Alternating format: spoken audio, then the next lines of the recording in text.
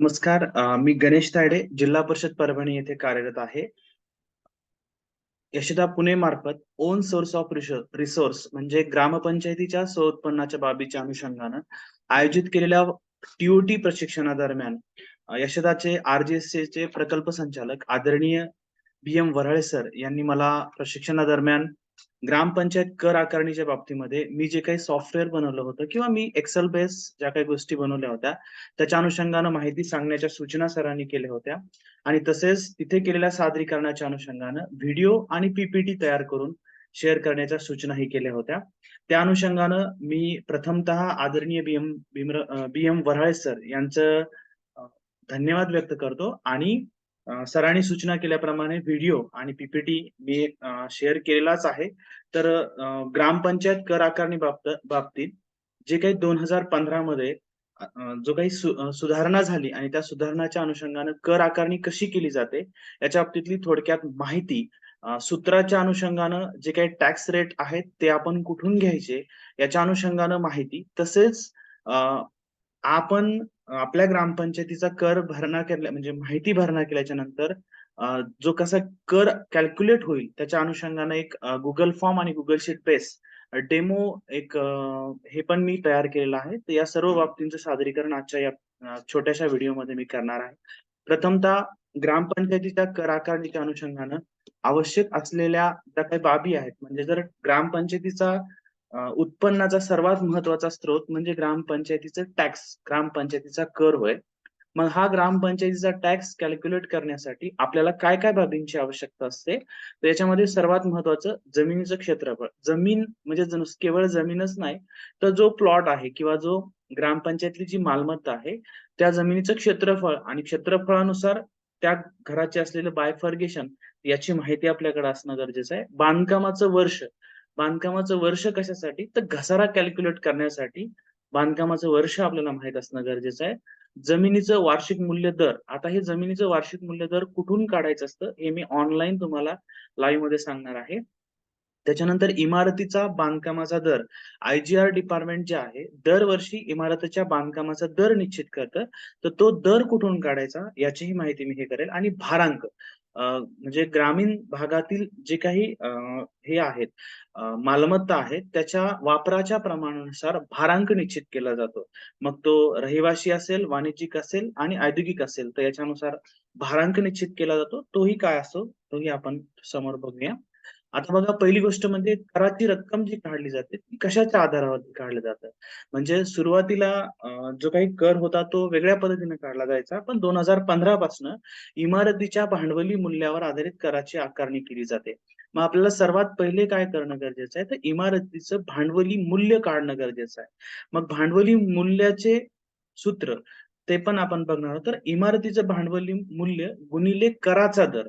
तर ह्या म्हणजे भांडवली मूल्याला कराच्या दरानं गुणाकार केल्याच्या नंतर जे उत्तर येतं ती म्हणजे कराची रक्कम आहे. मग आता इमारतीचं भांडवली मूल्य कसं काढलं जातं? तर इमारतीचे भांडवली मूल्य काढण्याच्या 2 सूत्र म्हणजे सांगितलेले आहेत, की जर इमारतीचा म्हणजे पर्टिक्युलर ज्या एरियाचा आपण कर आकारणी करतोय, त्या कर आकारणी ठिकाणच्या इमारतीचं वार्षिक मूल्य दर जर निश्चित केलेला असेल, तर एक सूत्र आणि इमारतीचं वार्षिक मूल्य दर जर निश्चित नसेल, तर दुसरं सूत्र. तर अशा 2 सूत्रांनी कर आकारणी केली जाते. तर आता पहिली गोष्ट म्हणजे एक संकल्पना मी सांगेल, की फेर आकारणी. दर 4 वर्षाने ग्रामपंचायतीच्या कराची फेर आकारणी केली जाते. आता ग्रामपंचायतच्या कराची फेर आकारणी केली जाते म्हणजे काय? ग्रामपंचायतनं जे काही रेट ठरवलेले आहेत, म्हणजे बांधकामाच्या प्रकारानुसार जे कराचे दर आहेत, मिनिमम आणि मॅक्सिमम त्या याच्यानुसार जे ठरवलेले आहेत, तर त्याच्यामध्ये दर 4 वर्षाला ग्रामपंचायतीने ग्रोथ करायचा असतो, म्हणजे वाढ करायची असते.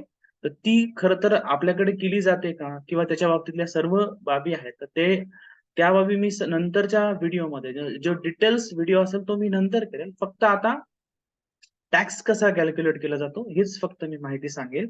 तर जमिनीचं वार्षिक मूल्य दर जर निश्चित असेल तर एक सूत्र आणि जमिनीचं वार्षिक मूल्य दर जर निश्चित नसेल तर दुसरं सूत्र. आता बघा जमिनीचं वार्षिक मूल्य दर निश्चित केलं असेल तर आता जमिनीचं वार्षिक मूल्य दर कोण निश्चित करतो? आयजीआर डिपार्टमेंट. तर तो कुठून काढायचा तो पण आपण बघूया. मग आता आपण असं म्हणूया की आम्हाला जमिनीचं वार्षिक मूल्य दर निश्चित आहे. मग त्यावेळेला आपलं सूत्र काय आहे? तर इमारतीचं आता पहिले कर काढताना आपल्याला काय करणं गरजेचं आहे? तर इमारतीचं भांडवली मूल्य काढणं गरजेचं आहे. मग आता इमारतीच्या भांडवली मूल्याचं सूत्र काय आहे? तर इमारतीचे क्षेत्रफळ गुणिले इमारतीचे वार्षिक मूल्य दर गुणिले घसारा दर आणि गुणिले इमारतीच्या वापरानुसार भारांक.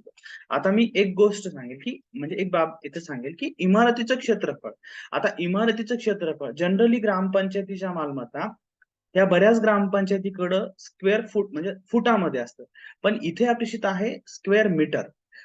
म्हणजे 10 बाय 10 हा म्हणजे सपोज आपला 10 बाय 10 फूट आहे. तर इथं फूट अपेक्षित नाही, स्क्वेअर मीटर अपेक्षित आहे. म्हणून इमारतीचं क्षेत्रफळ काढताना आपल्याला मीटरमध्ये ते घ्यावं लागणार आहे. म्हणजे इमारतीचं एक्झॅक्ट येणारं क्षेत्रफळ जे मीटरमध्ये असेल. आता इमारतीचं वार्षिक मूल्य दर. आता इमारतीचा वार्षिक मूल्य दर कोणता? तर जो आयजीआर डिपार्टमेंटनं सर्टिफाईड करून दिलेला असेल तोही मी पुढे सांगेल. आणि घसारा दर म्हणजे काय? तर इमारतीचं जसं जसं वय वाढेल म्हणजे इमारतीचं बांधकाम ज्या वर्षी झालेलं आहे त्याच्यापासून जशी जशी इमारत जुनी होईल तसं तसं इमारतीचा घसारा हा कमी होईल. म्हणजे पहिल्या 1-2 वर्षामध्ये तो घसारा दर पण काय आहे तो आपण बघूया आणि भारांक पण काय आहे तो बघूया.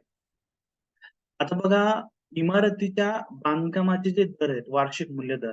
आता बघा 23-24 साठी म्हणजे 22-23 आणि 23-24 साठी परभणी जिल्ह्याचे जे काही वार्षिक मूल्य दर आहेत.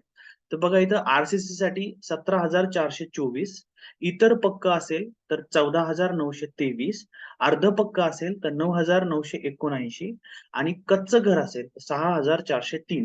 तर असे हे रेट ठरवून दिलेले आहेत. आता हे रेट आयजीआर महाराष्ट्र.gov.in या वेबसाईटवर अवेलेबल आहेत. मग आता केवळ अवेलेबलच आहेत का? तर आपल्याला ते बघायचे सपोज. तर आता मी तुम्हाला ते दाखवेल पण. आता बघा इथे एक इथं आयजीआर महाराष्ट्र या आपण वेबसाईट टाकूया. आता आयजीआर महाराष्ट्र ही वेबसाईट आपल्या समोर डिस्प्ले होईल.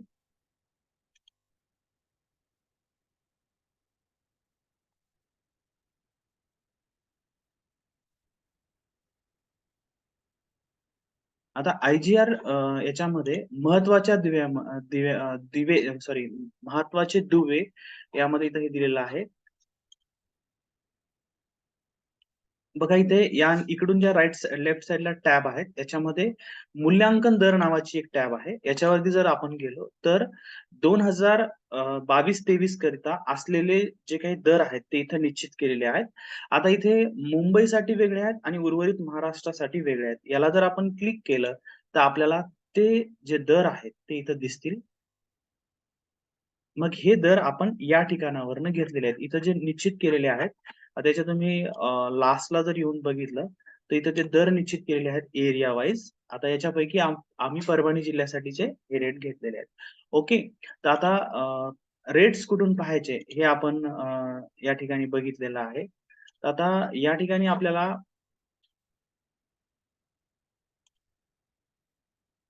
आता हे रेट मी कुठून पाहायचे हे सांगितलेले आहेत. आयजीआर महाराष्ट्र वेबसाईट पण दाखवलं. आता इथे आपण हे निश्चित केलेले आहेत. आता याच्यामुळं काय होतं? आता 17,424 घेतलं. तर याच्यामुळं काय होतं, की ज्यावेळेस आपण गुणाकार करणार आहोत, इथे तुमच्या लक्षात येईल, की इमारतीचं वार्षिक मूल्य दर जेव्हा आपण घेतलं, 17,000 घेतलं म्हणजे आरसीसीचं 17,424 आहे आणि कच्च्या घराचं 6,403 आहे. म्हणजे जर आपण एक समजा 20 बाय 20 ची खोली आहे. 20 बाय 20 फूटची खोली आहे. म्हणजे 400 स्क्वेअर फूटची खोली आहे. तर त्याला जेव्हा 17,424 न गुणू आणि 6,403 न गुणू याच्यामध्ये असणारा डिफरन्स हा खूप मोठा असणार आहे आणि म्हणून त्याच्यामुळे काय होणार आहे, करामध्ये हा खूप मोठा बदल पडतो. म्हणून हे दर आपल्याला माहीत असून तिथे त्याप्रमाणे त्या सूत्रात गुणाकार करणं गरजेचं आहे. आता घसारा दर म्हणजे काय असतो? डिप्रिशिएशन आपण त्याला म्हणतो. घसारा कसा होतो? इमारतीचं वर्ष जर 0 ते 2 वर्ष असेल आणि म्हणजे इकडले जे 2 आहेत आर-सी-सी आणि इतर पक्कं जर असेल घर, तर त्याच्यामध्ये 100% म्हणजे घसारा अजिबात होणार नाही 2 वर्षापर्यंत. पण 2 वर्षापेक्षा जास्त आणि 5 वर्ष असेल, तर तो 95 म्हणजे 0.95 ने आपल्याला म्हणजे गुणाकार करावा लागेल. जसं-जसं वय वाढत जाईल, म्हणजे जसं-जसं इमारत जुनी व्हायला लागेल, तसं-तसं त्याचा घसाराही होईल आणि घसारा वाढल्यामुळं काय होईल, त्याचं भांडवली मूल्य हे कमी व्हायला लागेल आणि भांडवली मूल्य कमी झालं, तर परिणामस्वरूप आपण त्याला भांडवली मूल्याला कराच्या दरानं गुणणार आहोत आणि म्हणून टॅक्सचा रेट जो आहे, तो काय होईल, तर कमी होईल.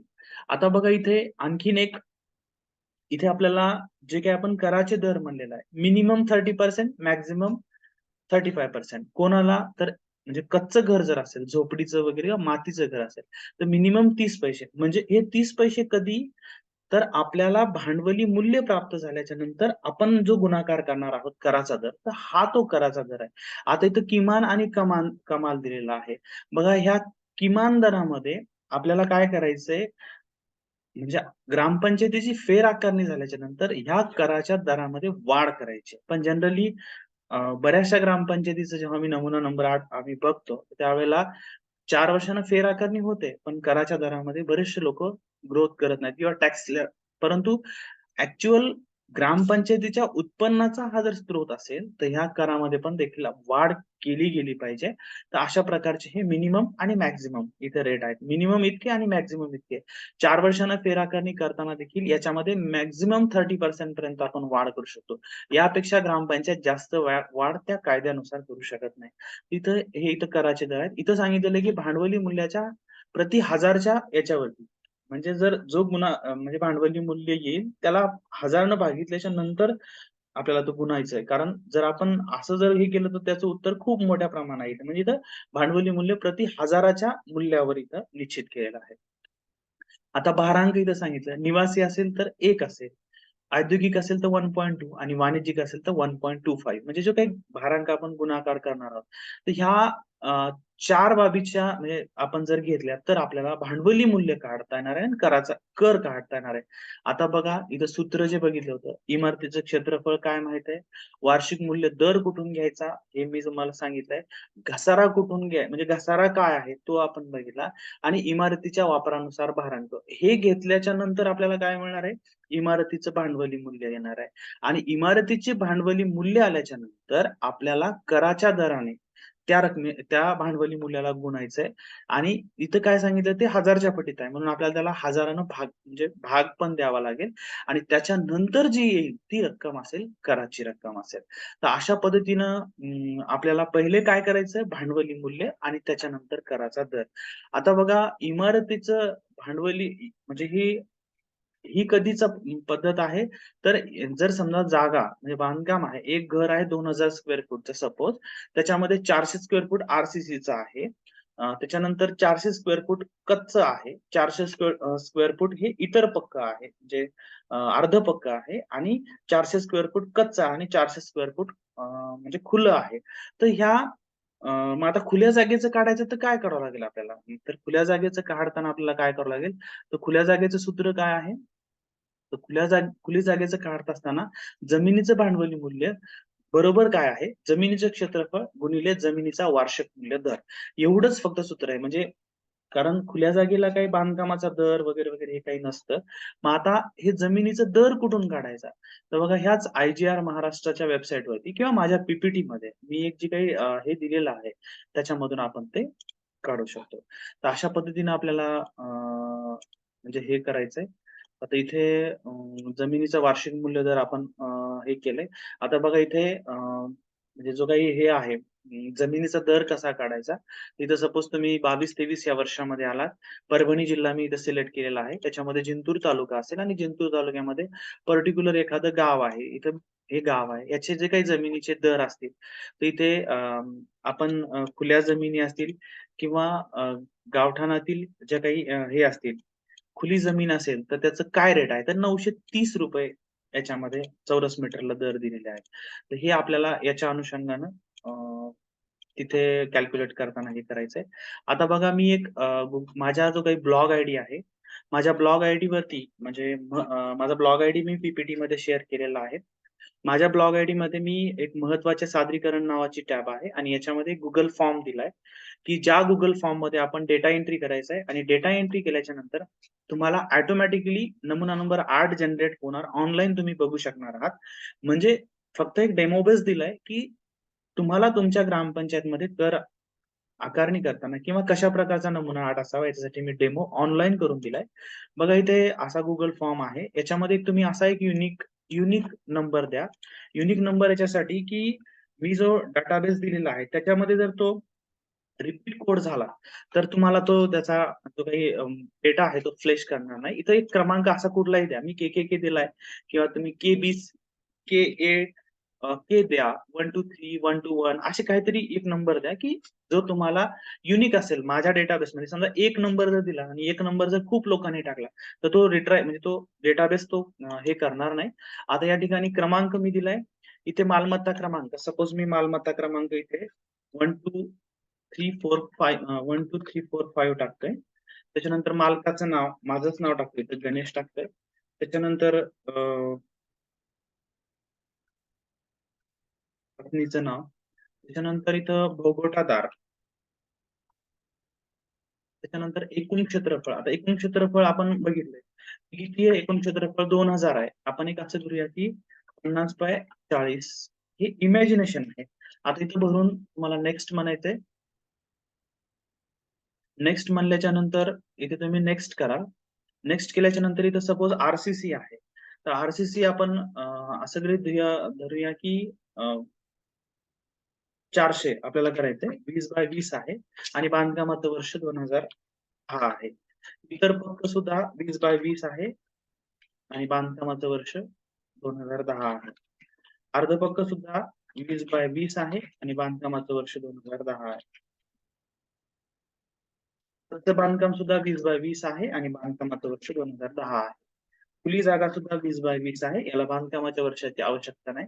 आता इथे मी नेक्स्ट केलंय. इथे चतुःसीमा टाकायच्या. पूर्वेला पूर्वेला गणेश, पश्चिमेला तुकाराम आहे असं गृहीत धरूया. इथे उत्तरेला रमेश आहे आणि दक्षिणेला सखाराम आहे. असे 4 नावं मी इथे घेतलेत. त्याला नेक्स्ट टू म्हणायचं. नेक्स्ट टू म्हणल्याच्या नंतर इथे हे डेटा सबमिट होईल.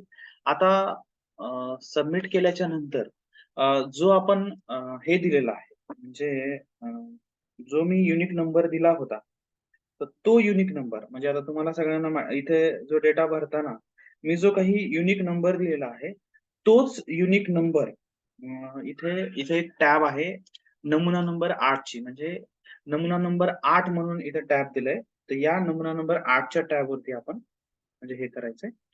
आता इथे क्लिक केल्याच्या नंतर जो युनिक नंबर दिला होता, तो या ठिकाणी टाकायचा आहे. म्हणजे आता हा KAK123 नावाचा मी युनिक नंबर दिला होता.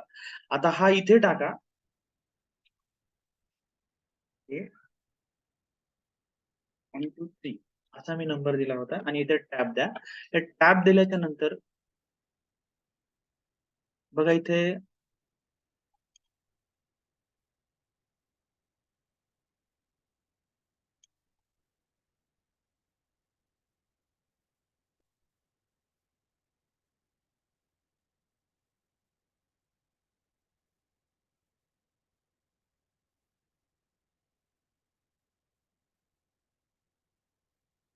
बघा KAK123 नावाची इथे टॅब दिली आहे. आता हे दिल्याच्या नंतर तुमच्या इथे लक्षात आलं असेल, की इथं 50/40 आले, 2000 स्क्वेअर फूट आले. त्याच्यानंतर त्याचं स्क्वेअर मीटर ऑटोमॅटिक कॅल्क्युलेट झालंय. आता बघा इथं 20/40 20/20 च्या आपण म्हणजे पाचही प्रकार 20/20 चे मी घेतले होते. म्हणजे 400 स्क्वेअर फूट. त्याचं स्क्वेअर मीटर किती आलं म्हणजे स्क्वेअर मीटर 37 पॉईंट समथिंग काही पॉईंट इथं दिलेलं नाही. 37 स्क्वेअर मीटर झालं. तर इथे स्क्वेअर मीटर आलं 6.10 6.10 स्क्वेअर मीटर आलं. मग आता इथे कच्च्या घराचे दर इथे तुम्हाला दिले जातात 6,403. त्याच्यानंतर आता इथे जे कच्चं घर आहे, इथं बघा याचं स्क्वेअर फूट घेतलं. आता इमारतीचं वर्ष आपण 2010 टाकलं होतं. 2010 नुसार येणारा घसारा हा 0.75 आलाय. म्हणजे घसारा जो काही ऍज पर मी ते याच्यानुसार टाकलेला आहे, तर तिथं 2010 म्हणजे त्याचं जे काही कालावधी झालं, लाईफ झालं, त्याच्यानुसार ऑटोमॅटिक इथं 0.75 आलं. भारांक 1 इथे ऑटोमॅटिक घेतलं. त्याचं भांडवली मूल्य एवढं आलं आणि 30 पैशानं गुणाकार केल्याच्या नंतर त्याला ₹57 टॅक्स लागला. तर अशा पद्धतीने इथे चारही प्रकारामध्ये सेम जागा घेतल्यात. तर आता बघा, कच्च्या घराला ₹57 टॅक्स आलाय. अर्ध पक्काला ₹178 आलाय.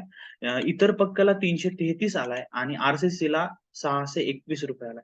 म्हणजे काय आलं, तर स्क्वेअर फूट एरिया हा सेम आहे, पण बांधकामाचा प्रकार बदलल्याच्या नंतर टॅक्सच्या रेटमध्ये ऑटोमॅटिक जे बदल झालेत, तर हे तुम्हाला इथं शो होत आहेत. आणि अशा प्रकारे खुल्या जागेला तर ₹42 टॅक्स लागलाय. तर अशा पद्धतीनं टॅक्स ऑटो कॅल्क्युलेट झाला. तुम्हाला मी दाखवलं की चतुःसीमा पण टाकल्या, तर इथे ऑटोमॅटिक म्हणजे इथं आलेले आहेत. तर अशा पद्धतीनं टॅक्स आणि तो कॅल्क्युलेट होईल.